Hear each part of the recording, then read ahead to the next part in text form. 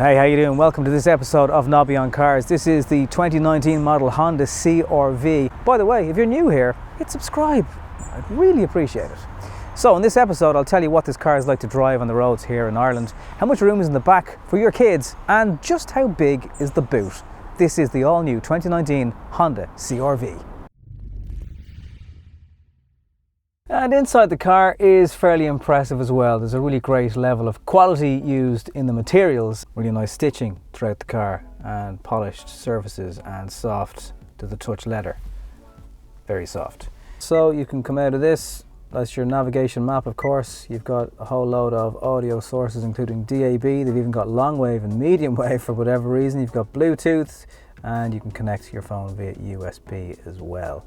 You can pair your phone as you'd expect. There is Apple CarPlay and Android, and it's fairly easy to connect any devices too. And they've even put a very handy mirror up there for those vain drivers that like to check themselves, or maybe just passengers, we're not sure.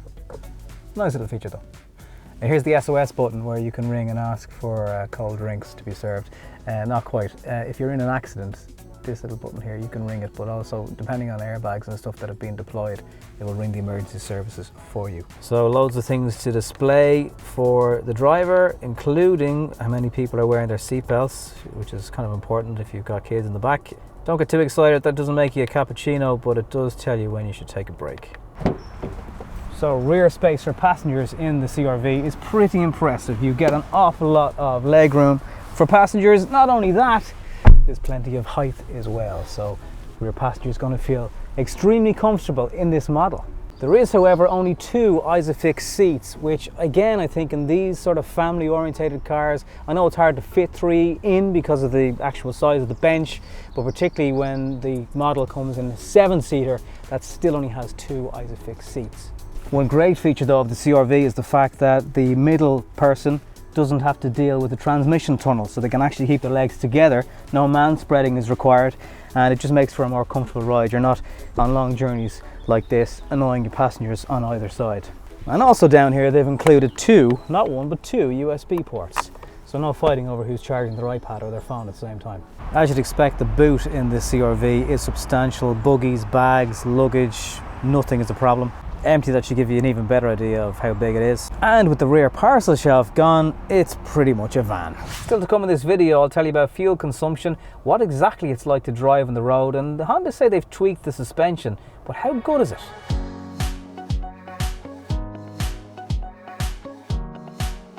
We are getting a hybrid in 2019.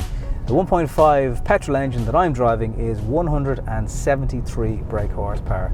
Now, if you want more, there's more powerful engines, also the 1.5, but they'll cost you a bit more. There's 2-wheel drive, 4-wheel drive options, and for the first time ever in the CR-V, they have given us a 7-seater. How generous! This is the second full model in the Honda range that features Honda sensing. It's been in the Civic for a couple of years now, and I've used it in that.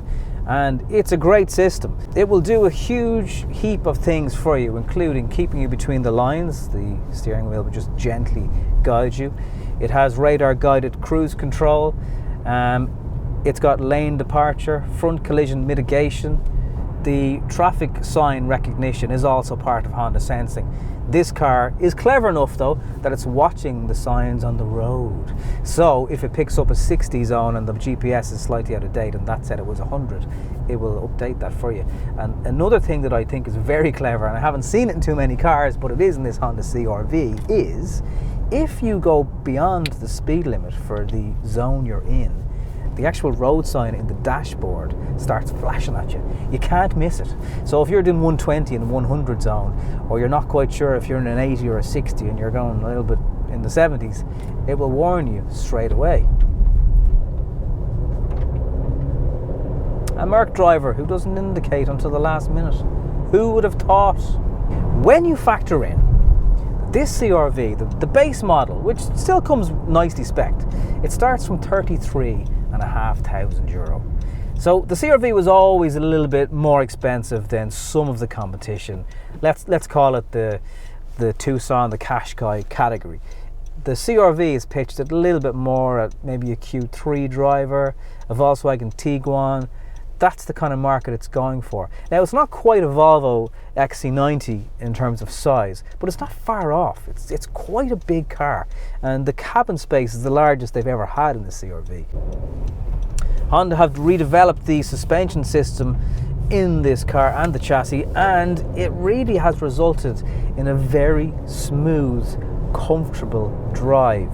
The cabin is so well insulated as well, so when you put those two things together, it's a really pleasant experience to either drive the CR-V or to be a passenger in it.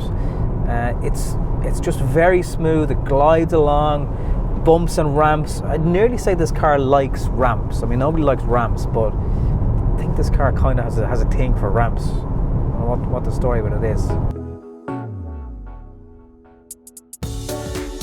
Yeah, there's a little bit of body roll in it. It is a higher car, position-wise. They have redesigned the A-pillars.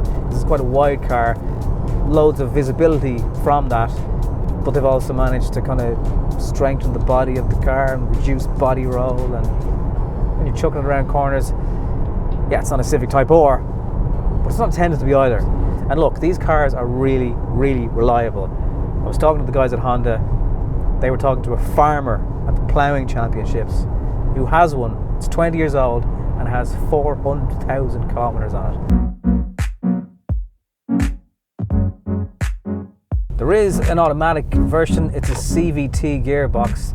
Now, it's old technology, but Honda have done a lot to it. They claim that it's there to replicate dual clutch systems. I'm not quite sure it's as good, but the gearbox in the manual form is a short shift. And having driven the Honda Civic in the past, it's pretty much the exact same gearbox, same gear stick, the whole lot, and it's quite a sporty drive. Unless you really do need an automatic transmission in the CR-V, I would stay well enough alone, save yourself the money, and just stay with the manual, because it's quite a rewarding and enjoyable car to change gears in.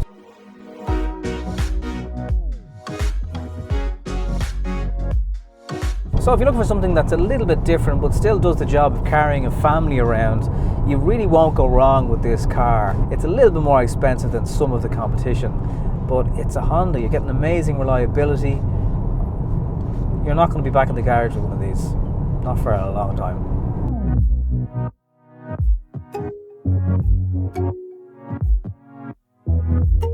So hybrid in 2019, this petrol model is on sale right now. Honda, it's the wrong way around. Take this cup because you've earned it. I'm giving you the Nobby on Cars trophy for this model of the new CR-V. Thank you very much for watching. Subscribe to our channel if you haven't done so yet. I hope you've enjoyed watching this review. I'll catch you next time.